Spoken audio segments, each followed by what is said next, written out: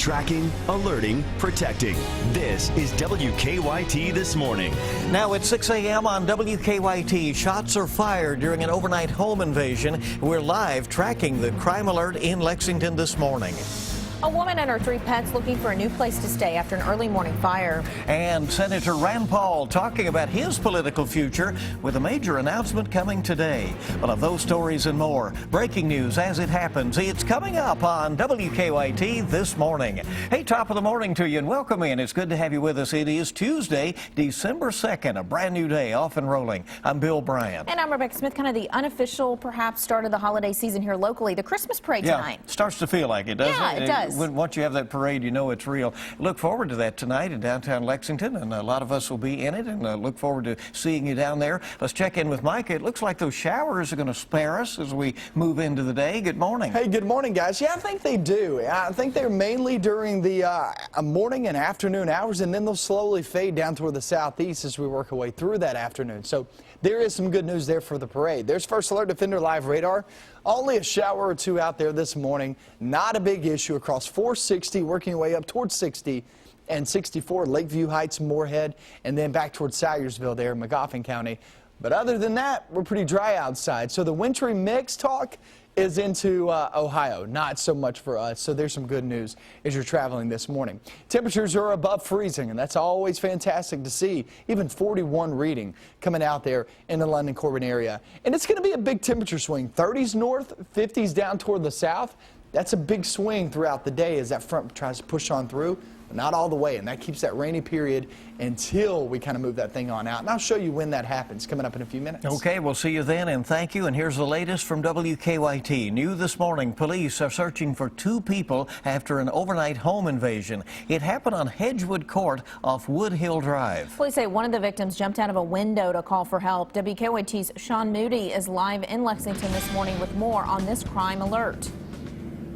Good morning, Bill and Rebecca. Police said this happened around 1:30 this morning at a home here along Hedgewood Court. They say a man forced his way inside and then fired a gun at one of the people in that home.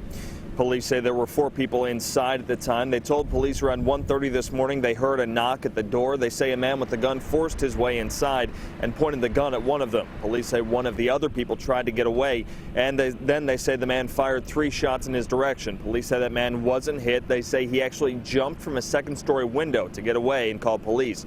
Police say they found 3 shell casings. They took reports for burglary and wanton endangerment. They also say there was a woman along with that man, but they don't have a detailed description on either of those people.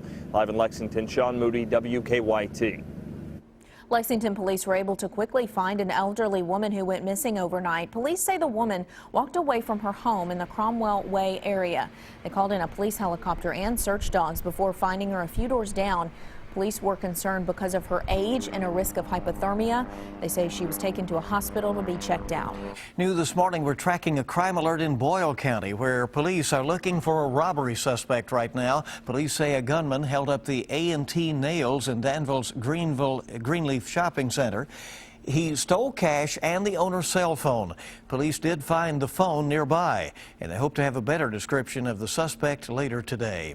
A man who led police on a chase through central Kentucky in a neighborhood is going to be going before a judge today. That high-speed chase was caught on camera. WKYT's Victor Puente is at our live desk this morning with the exclusive video and what the suspect has had to say. Good morning, Victor. Good morning, Bill. This chase went across Powell County, and police say it put a lot of people in danger. Not only the officers and the man they were chasing, but also all the people he encountered while on the road. A dash cam video shows just how wild that chase got. Clay City police tell us it started when they tried to serve a burglary warrant on Joseph Watkins for some storage unit break-ins. They say Watkins took off, driving to Clay City at more than 100 miles an hour. That's where Powell County Sheriff's deputies had set up a roadblock, causing the chase to turn around. Police say eventually Watkins slammed on his brakes, causing a sergeant to hit him, bringing the chase to an end. Now, talking to us from jail, Watkins couldn't explain why he ran. I don't know. That's what my mom asked me. I don't know. My mom asked me the same thing. Police tell us the chase ended when a Stanton police officer tased Watkins. He's charged with reckless driving, fleeing or evading, criminal mischief, and multiple counts of wanton endangerment. He's scheduled to be arraigned this morning at 9 a.m. At the live desk, Victor Puente, WKYT. All right, Victor, thank you. A young man has died after a crash in Madison County. It happened yesterday on US 25 just south of Berea. State police say a trooper saw a BMW speeding and then later saw that same car had crashed into a tree. The coroner says 18-year-old Richard Austin Tillery of Berea died at the scene. Investigators say speed and wet roads were likely factors in the crash. New this morning, a woman was forced out of her home after an overnight fire. It started at about 12:30 this morning in an apartment complex on Heartland Woods Way. Investigators say the fire was accidental and started in the kitchen.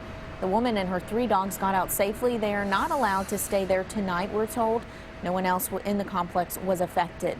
We are tracking a crime alert in Lexington. Police say 2 men went into a home on Alice Drive and pulled a pipe and a knife on the people inside and demanded money. The men also threatened to hurt a baby, according to police, who say they stole a lot of cash and drove off in a green-colored SUV. Kentucky Senator Rand Paul says he is still months away from deciding if he will run for president, but he is ready to announce today that he is seeking re-election to his Senate seat. The freshman senator will launch what is likely to be a complicated election season today. Paul will try to keep his Senate seat from Kentucky while the speculation swirls about his bid for the White House. If he does enter the presidential race, Paul will be running 2 campaigns simultaneously.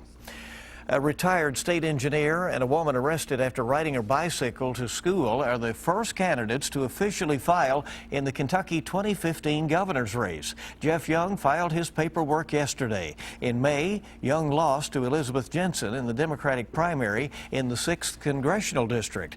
Now, his running mate, Cherokee Schill, received a lot of attention from cycling advocates when she was arrested over the summer for careless driving after riding her bicycle up and down busy US 27. The Valley View Ferry will be out of service today. Crews will be putting in a new towboat. A federal grant helped pay for the new boat, the John Craig II. City leaders say the ferry will go out of service today at noon so that crews can connect the new boat to the car barge. The ferry will be closed until further notice. The ferry crosses the Kentucky River between Fayette and Madison counties.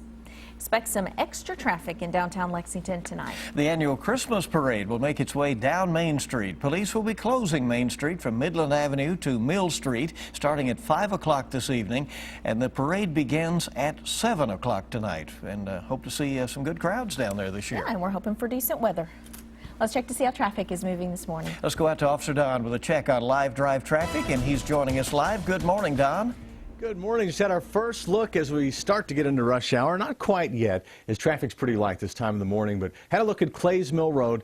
We're okay there. Also, Versailles Road from Woodford County, didn't see any significant delays. And around the circle, we're okay. Just the roads are a little wet, so you know what to do there. Let's get a look outside, and we'll show you what's happening right now at I-75 64 through the northern split and on the exit ramps off the interstate. We're good to go. Our Waze map, nothing significant popping up as we get an overall view of the city and live drivers on their way in this morning.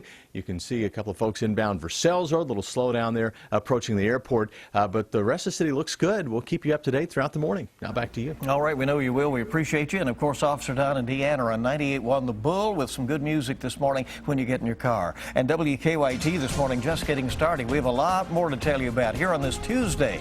If you still need to cross off some names on your shopping list, here's a suggestion, but beware, you may have to bust out the booty. And we're looking at that rainy period continuing until we can get that front well to the south of us. We're going to hold on to at least some rain. I'll go over your latest forecast and also those temperatures coming up next.